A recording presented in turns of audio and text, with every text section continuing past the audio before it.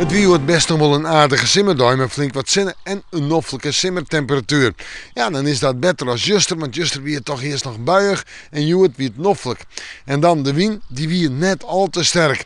En de komende dagen komt er meer wind te staan voor de scootjes, maar wordt het waarlijk wel wisselvalliger. Dat begint joen en vannacht al. Joen, bewolking, letter joen, ik denk nog een urenwacht. Toch wel het Rijnwetter. Rijn, lichte Rijn. En dan letterjoen en vannacht even een droge periode. Daarna nog buien, misschien wel met tonger. En de temperaturen 15 of 16 graden. De wind uit het zuidwesten en zuidenwaai en die is zwak op zijn heegst matig. En dan morgen. Ja, we gaan een paar buien, maar we gaan ik wel zinnen.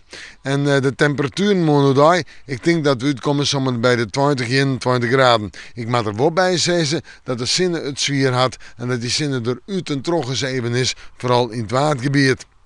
En de wind morgen, matig en vrij krachtig, uit het westen en het noordwesten waai, dus voor de scootjes genoeg wind. En die wind kan letter in het waardgebied misschien nog wel eens een wat sterker worden.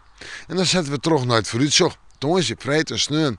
Ja, het bent toch dagen mooi uit en terug buien, vredelijke droeg te verlinnen. De zinnen is er regelmatig bij. Tongens in 19 graden, maar een matige en krachtige wind uit het westen en het noordwesten waai.